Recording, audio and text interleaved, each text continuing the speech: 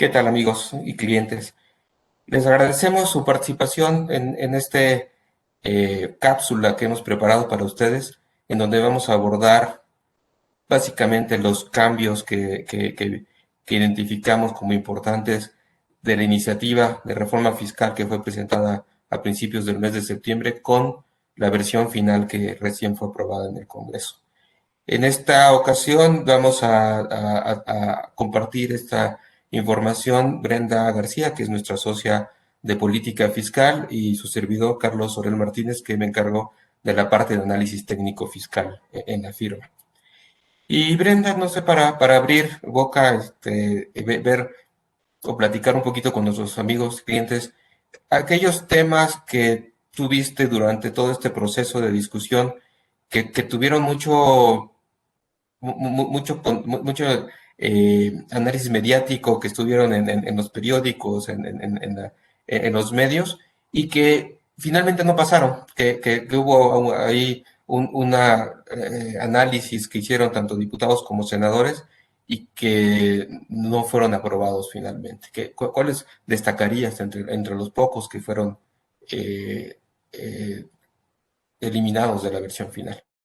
Sí, muchas gracias. Pues en efecto, algunos de estas propuestas por parte del Ejecutivo fueron modificadas en una primera fase en la Cámara de Diputados, ¿no? Por ejemplo, el tema del IEPS a gasolinas, que en Cámara de Diputados se eliminó la disposición que proponía cuotas complementarias, ¿no? Y bueno, esto fue muy mediático. Iba en el sentido de un incremento o un posible incremento de las cuotas de IEPS en gasolina y finalmente se elimina, ¿no? Hay otros temas que no fueron eliminados, sino hasta el Senado de la República y que por lo tanto dichos cambios tuvieron que regresar a la Cámara de Diputados nuevamente para ser ratificados. Y entre estos cambios está las facultades de comprobación que se buscaba tuviera la autoridad para contar con herramientas tecnológicas como fotografías, videos, en el domicilio fiscal del contribuyente, ¿no? Y que esto, pues, evidentemente generó mucho ruido en cuanto a la privacidad de datos y finalmente fue eliminado. Sí, hasta los bautizaron con el nombre ese del Big Brother fiscal, que hizo bastante ruido en los medios. Y viendo ahora lo que sí modificaron, si bien al principio no se esperaban grandes modificaciones ni diputados o senadores, sí hubieron algunas cosas que matizaron, que modificaron una vez que escucharon las voces de diferentes sectores del sector privado y académico y demás. Y yo empezaría comentándoles el tema de los servicios digitales. Hoy sabemos que las plataformas que prestan servicios, sobre todo de intermediación, donde tenemos desde los servicios de autotransporte, el hospedaje, venta de bienes y demás, que con esta situación de la pandemia su utilización se ha incrementado exponencialmente.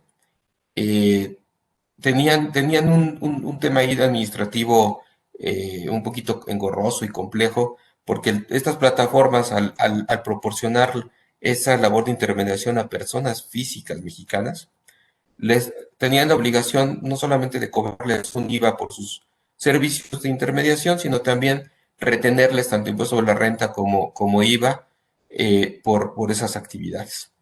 Y lo complicado era que lo tenían que hacer con base en una tarifa donde el impuesto iba incrementándose en función también del incremento de los ingresos que tuviera esta persona física. Y entonces la plataforma era obligada a tener una serie de controles un poquito fuera de su alcance, pues, a la propia información que generaran por las operaciones que se desarrollaban a través de su infraestructura, pero que les hacía un poquito complicado o muy complicado estar determinando el impuesto sobre la renta a retener. Esto lo tomaron en el Congreso y el resultado fue que en lugar de aplicar toda una tarifa, se modifica a una tasa única en función de cuál es la actividad que está realizando esa persona física a través de la plataforma. Una tasa para temas de servicios de transporte terrestre, otra tasa específica para el tema de hospedaje y una general para las otras actividades. Incluso este tema, digo, generó tanta empatía, ¿no?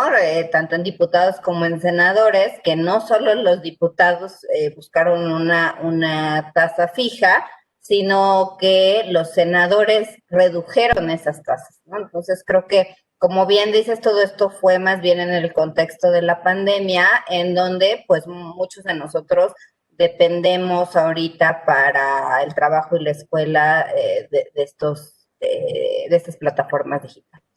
Así es. Tal vez lo que sí mantuvieron y que también hizo mucho ruido fue el tema de que aquellos que no estuvieran registrados o que tuvieran alguna omisión en sus obligaciones fiscales, de no solamente estar sujetos a las sanciones que comúnmente tiene un contribuyente mexicano, como son el pago de recargos o la generación de multas, sino también en el caso de los servicios digitales prestados por residentes en el extranjero, van a tener este tema del bloqueo de su negocio prácticamente, porque van a bloquear su señal hasta que no se pongan al día en el cumplimiento de sus obligaciones fiscales.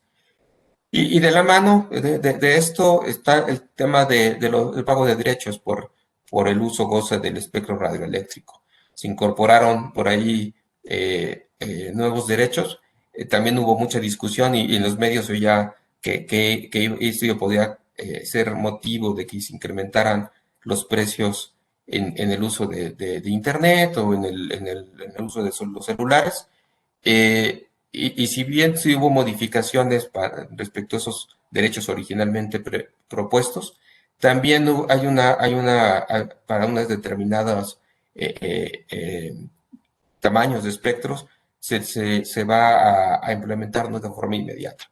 Se habla de que aquellas concesiones que se otorgan a más tardar el 30 de noviembre de 2021, estos derechos se empezarán a pagar hasta enero de 2024, y si la concesión se da a partir del 1 de diciembre de 2021, entonces los derechos todavía tendrán un año más de prórroga para empezarse a generar hasta enero del 2025.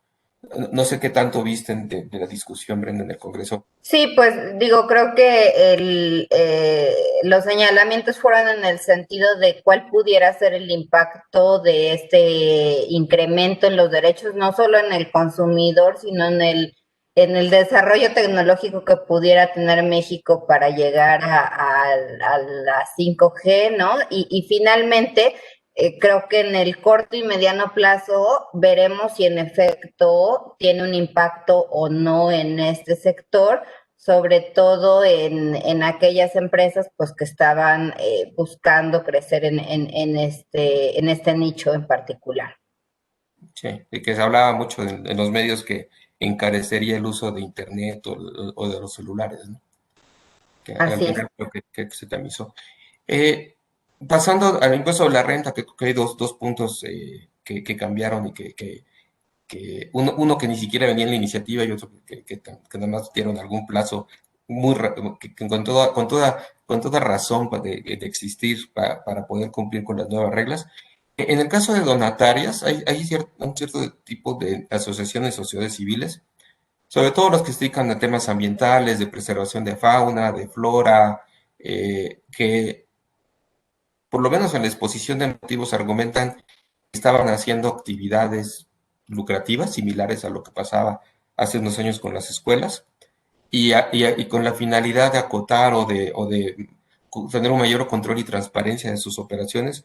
En la exposición señalan que esa es la justificación para que se les obligue o se les invite a obtener su autorización para hacer una donataria autorizada con, con, con todo lo que eso implica en materia de controles, en materia de transparencia, de revelar información al público y demás.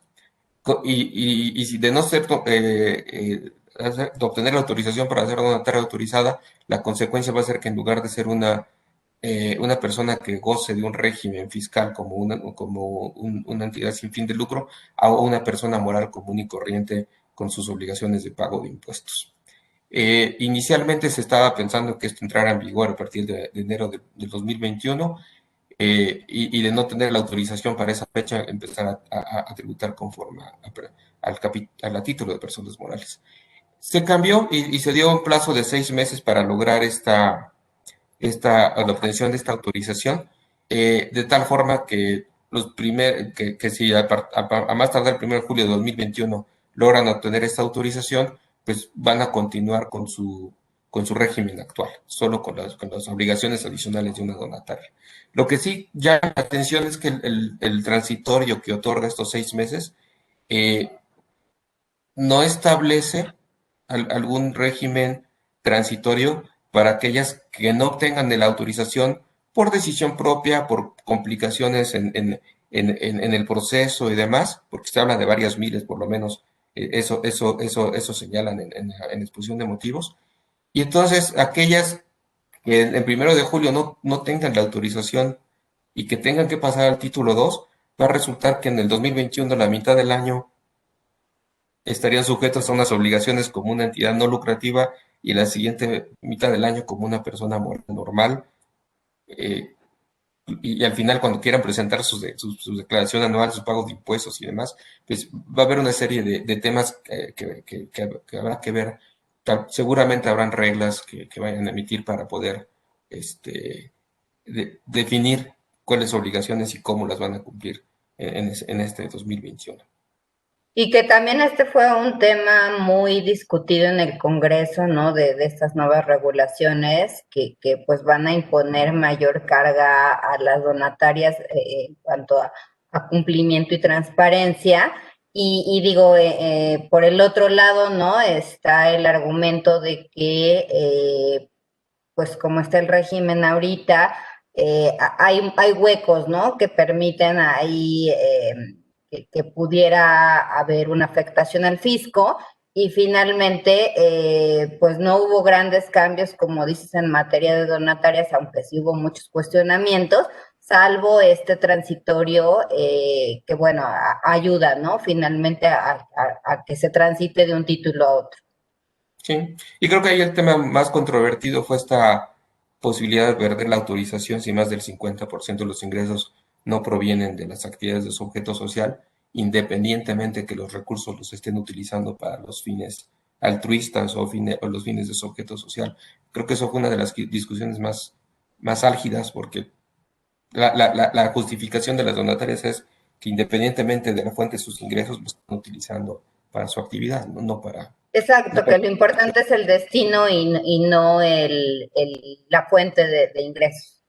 Sí, sin embargo, así quedó el cambio. Y otro tema, no solo la renta, pero para personas físicas. Hoy en día hay algunas personas físicas que son independientes, que están bajo el régimen de honorarios o de actividades empresariales, que en ciertas circunstancias pueden elegir estar pagando sus impuestos bajo un concepto que le llamamos asimilados a sueldos. Es un tema de simplificación para que en lugar de estar presentando declaraciones, trasladando IVAs y demás, pagan sus impuestos como un asalariado. Su cliente normalmente es el que les retiene el impuesto y se liberan de varias obligaciones fiscales. Sin embargo, incorporan ahora una disposición señalando que para aquellas personas físicas que durante el año lleguen a obtener ingresos superiores a 75 millones de pesos, en el momento en que los excedan, dejarán de tener la posibilidad de calcular sus impuestos bajo el régimen de salariados o asimilados a asalariados y van a tener que pagar sus impuestos como cualquier persona por honorarios o actividades empresariales, presentar sus declaraciones, cargar su IVA, hacer su contabilidad, emitir sus FDIs y demás. Eh, Desconozco, no sé si haya un universo muy grande de personas físicas con ese nivel de ingreso, pero sí va a ser un tema de seguimiento para aquellas que lo obtienen, para poder cumplir con sus obligaciones de una manera correcta. Y en el tema de respecto a los mineros, que más que impuesto sobre la renta es el tema de los derechos que se cobran a los que están involucrados en esta industria. No sé cómo viste el proceso en cámaras, Brenda? Pues creo que había venido habiendo cambios ya importantes respecto al sector minero, ¿no? O sea, se les quitaron algunos estímulos en años anteriores y bueno, creo que al final del 100% que se buscaba quitarles, ¿no? Se logró cambios en la Cámara de Diputados para que sigan manteniendo la posibilidad de acreditar el derecho especial por minería, pero en un 50%. Y creo que pues esto ayuda, ¿no? Aunque sea de manera transitoria, dada la situación que existe en esta actividad económica en particular. Yo pensaría que básicamente esos son los principales temas que tuvieron modificaciones o adiciones de la iniciativa presentada por el Ejecutivo a la versión final aprobada en el Congreso. Aparte de estas modificaciones, pues tenemos las del año pasado que nos van a impactar en nuestros cálculos de declaración anual para este año. Los temas que también COVID ha originado por los cambios en la forma de operar para muchas compañías. Y básicamente este año va a ser un reto de conjuntar todos estos cambios de ley o cambios de la operación que tienen impacto fiscal y que van a derivar en una declaración histórica en el 2020 por este conjunto de temas que habrá que dar seguimiento. Les agradecemos su atención y nos pondremos en contacto para cualquier duda que lleguen a tener.